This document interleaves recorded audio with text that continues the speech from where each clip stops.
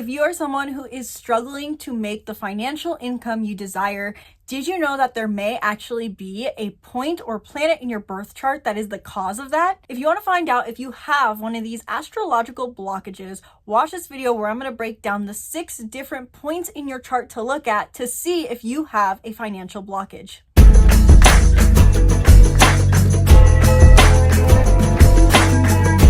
Hello and welcome back to the channel. I'm Isabelle, your spiritual rebel friend, and today we are talking about money blockages in your astrological birth chart that you may or may not have, based off of 6 different planets/points you should look at. And before I dive into today's video, be sure to book a reading down below if you want to go deeper into this topic and how you can use your chart to manifest more abundance or just understand your chart in general. Sky's the limit with these readings. You can learn more about these readings down below and check out my other offerings such as my astrology coaching, my astrology workbook bundle, and my astrology course. In this video specifically, I'm going to cover how our astrological birth chart creates our positive or negative money mindset and the 6 different planets/points to look at in your chart to know whether or not you have strong money blockages, which will be the planets and points as follows: Chiron, Pluto, the North Node, Mars, Saturn, and Neptune. And at the end of this video, I'm going to give you practical tips for applying this knowledge. So if you are someone who has one of these specific aspects in your chart that I'm going to mention and you want to know how to work through your money blockages, watch through to the end of this video where I'm going to share some of my top tips that I've personally used to work through my own money blockages in my chart. So first and foremost, how does our astrological birth chart dictate our money mindset? This is just a general concept that comes back to the fact that everything in our chart dictates our energetic imprint, and money is a part of our energetic imprint for multiple different reasons, including the fact that we have a second house, which has to do with our financial assets in self-worth, as well as multiple planets and points that rule over our abundance. Abundance in our relationship to abundance is indicated in our chart. And granted, abundance is our natural being, but we may have certain aspects in our chart, whether that's a conjunction or a square or a certain planet in a certain house, that indicate what our relationship with money is going to likely be like. Now, I will say, I don't think that money blockages are fully indicated based off astrology. It really does depend on what kind of upbringing you are raised with and how your parents they model your relationship to money. But your astrological birth chart could give you indication into whether or not you are destined potentially to have money blockages that you're here to work through to reach into higher level of financial success. And also with that, ignore the fact that I just cracked my own finger knuckles really loudly. Other than that, we each reach for abundance in different ways based off of our astrological birth chart. After all, if we all think about abundance right now, we do all picture the same feeling. We picture love, appreciation, relaxation. But maybe what you picture being abundance or what's most important to you in the idea of abundance is different. Maybe abundance to someone means having freedom of time mainly. Maybe someone pictures abundance and having actually a lot of obligations, but obligations they're excited about. Everyone has a subtly different idea of abundance and how exactly they reach into it. And part of that is dictated based off your astrological birth chart and where certain planets are placed within the zodiac wheel and in certain houses. Point being, we can use our astrological birth chart to reach into abundance with more ease and play to our energetic imprint to make ourselves magnets for money. But we also, with that, may have certain money blockages based off of where certain planets lie or if certain planets lie in certain sectors of our chart. So now let's go into how these 6 different planets and points could be playing out for you in causing money blockages. Let's talk about Chiron, which naturally brings in wounds.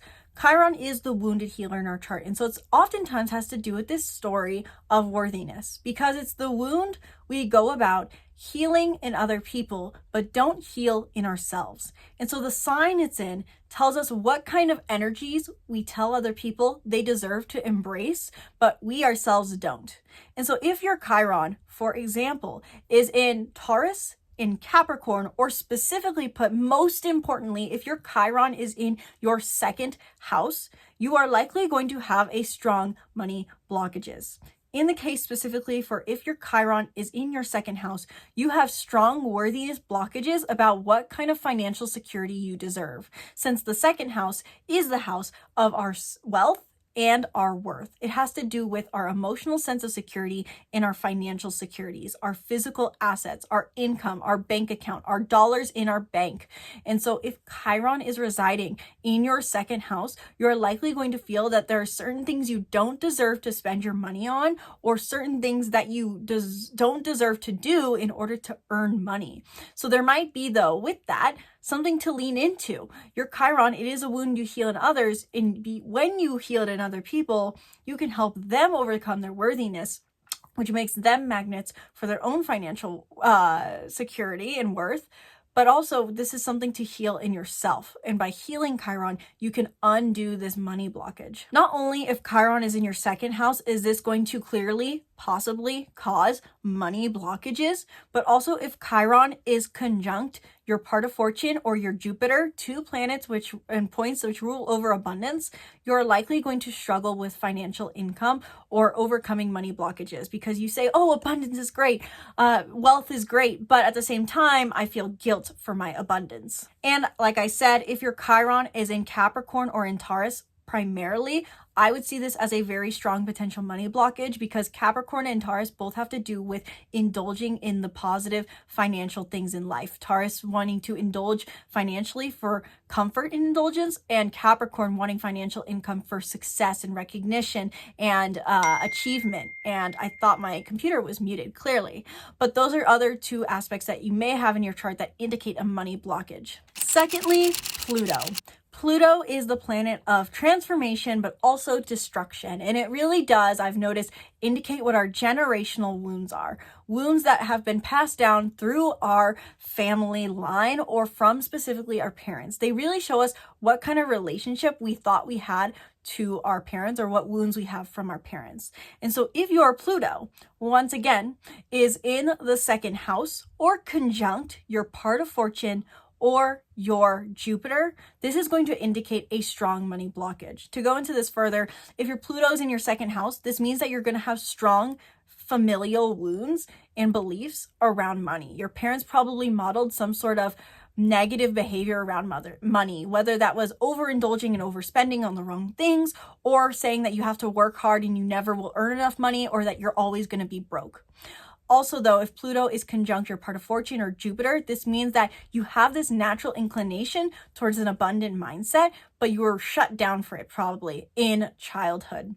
Arguably, you could add as well that if your Pluto is in Taurus or in Capricorn, you have negative associations with either comfort and indulgence and the financial security that allows for that, and also potentially financial success. But I would say those are more secondary when talking about the planet Pluto, which takes 20 years to transit through a sign. So if your Pluto is conjunct your part of fortune or Jupiter or in your second house, this could strongly indicate money blockages associated with family and working through your generational wounds, your traumas, and your beliefs that you're raised with is very important to overcome this money blockage. Number 3, the North Node. Now, technically, I'm going to pronounce this word wrong because I didn't look it up ahead of time, and it's been a while since I've heard it, and I'm low-key dyslexic.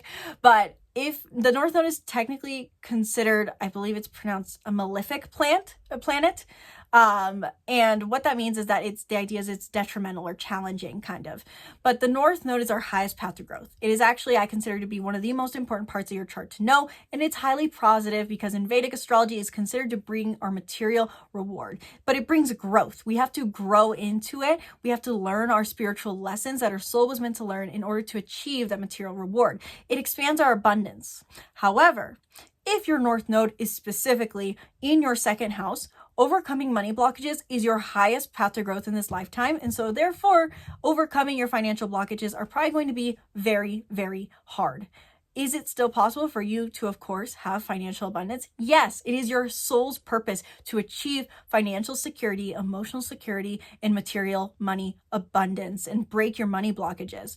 But it may be more challenging for you to believe that you deserve to be financially secure and sufficient on your own. So if your North Node is in your second house, ask yourself, how can I become more self-sufficient? How can I pursue this? How can I grow into this? And how can I break my money blockages by accepting the fact that self-sufficiency is good rather than codependency? If you want, I have a whole video breaking down what it means to have your North Node in the second house. Number 4, the fourth aspect in your chart that may be causing a money blockage, and this is a bit of a contrarian one. This is a bit controversial, but Mars.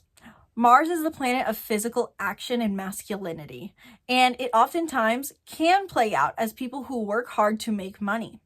But given that I personally believe in the law of attraction and that our wealth is a reflection of our worth and our beliefs, I think that Mars oftentimes plays out as detrimental to people's finances oftentimes because you believe you have to put in such hard efforts in order to make money.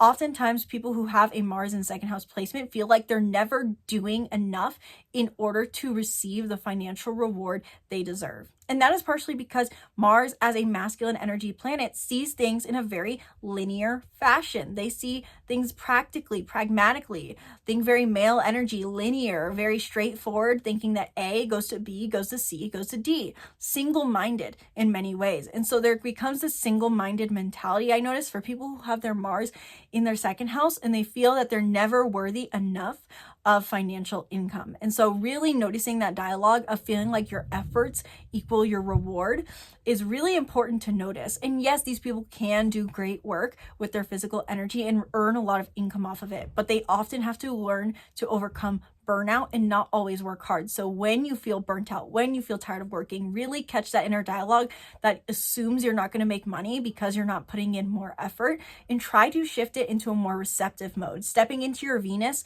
and embodying your Venus could really help with that. Number 5, following on similar themes that Mars covers, is Saturn. Saturn is the planet of time. It's named after Kronos, the god of time, in many ways. And so Saturn has to do with our restriction and our discipline. And so if your Saturn is in your second house, then you are likely going to feel that money is a restriction in your life.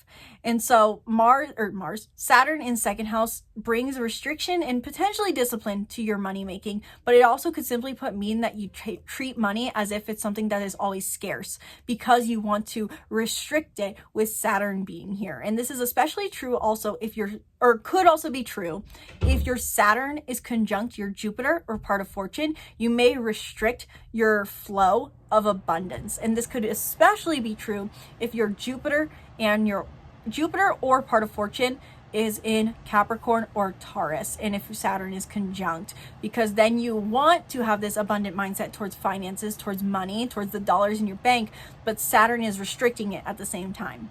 And so if in summary, your Saturn is in your second house, if your Saturn is conjunct your Jupiter, if your Saturn's conjunct your part of fortune, and if your Jupiter or part of fortune also happens to be in Taurus or in Capricorn with Saturn conjunct, this does definitely indicate an energetic money blockage. And the best way to work through that is to balance out your Saturn energy by leaning into your Jupiter, practicing an abundant mindset, and also channeling your Saturn energy of discipline towards a different discipline, so it's not flowing so much into your finances. And finally, number 5 that I will mention that could potentially be a money blockage in your chart is Neptune.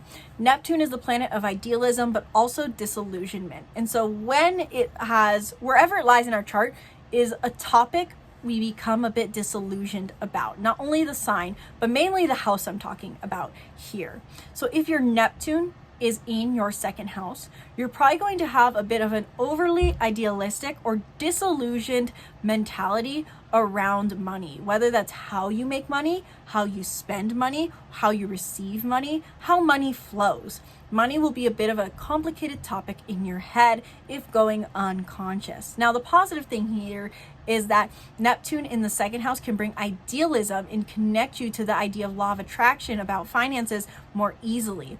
However, when it's unconscious, when not conscious, Neptune in the second house can bring a a strong disillusionment about your finances and lead to feeling like finances never come, because you're trying to just, in a sense, put a fog over that energy of finances in general. So the best thing you can do with a Neptune in second house, if you feel like this is creating a money blockage for you, is to step into idealism, into how money is made and vibrationally align with those ideals. So quick summary on how you apply this knowledge, because if you have any of these placements, then it's likely indicated that you have a money blockage. Is it impossible to overcome? No. I'm pretty sure, if I'm remembering my chart correctly, I have 3 of these. And clearly finances are no longer an issue for me, though I occasionally have subtle little blockages. I would say for the most part, my money channel is open. And there's some things I did to work through that. First and foremost is noting the sign placements that these money blockages are potentially in, whether that's your Chiron, your North Node, your Saturn, a conjunct Jupiter, or whatever it is. Looking at where those money blockages are, looking at the energy of your second house, that is how you're going to want to manage finances. And looking at your part of fortune in Jupiter can also tell you the energies that you want to embrace financially. So looking to the positive twist on these energies and asking yourself, what is my idea of abundance? So to make that sentence a little more linear in how exactly you overcome these money blockages, go through the list of potential money blockages I said you could have from Chiron all the way through to Neptune, and write out the ones you have. And then note where your Jupiter and part of fortune are. For your Jupiter and part of fortune, whether or not they are conjunct one of these planets or not, write out those qualities of your Jupiter and part of fortune. That's what your abundance is going to be. And then for anything that's in your second house, through the list that I've given about Chiron through Neptune, what is the positive expression of this financial energy? What is the positive energy of the zodiac sign in which your second house planets and points are in? That's really what I've done to break these money blockages, is to start embracing the positive traits of both my second house energy, my Jupiter, my part of fortune, and also, if it applies, noticing and recognizing any sort of money blockages that I was raised with or given based off of my placements. For example, my Chiron is in Capricorn in second house, and I look at and observe and catch when I have blockages about how much success I deserve, or how it's wrong to want success, or how it's wrong to, or conceited to want to be a millionaire in many cases. So write out those beliefs, catch those beliefs, practice the positive energy, and even going even a step further, looking at your second house cusp and asking yourself, how do I best manage finances? Because not everyone manages finances in the same way. I actually just had a reading with a client whose second house was Sagittarius, and I told her it's best for her to spend her money on experiences, even though she feels guilty about it, because that's what financial abundance means to her. So let me know in the comments below, was this information helpful? Do you have any of these blockages? How have you overcome these blockages? What are you going to be working on? What did I miss? Let me know your thoughts in the comments below. Let me know if you want me to do more videos talking about money astrology, because fun fact, money astrology is different than career astrology, even though they're very much hand in hand in modern day world. And be sure to subscribe to the YouTube channel and stay tuned for more videos breaking down the stars and more. Thank you guys so much for watching. Once again, my name's Isabelle, and from my heart to yours, namaste.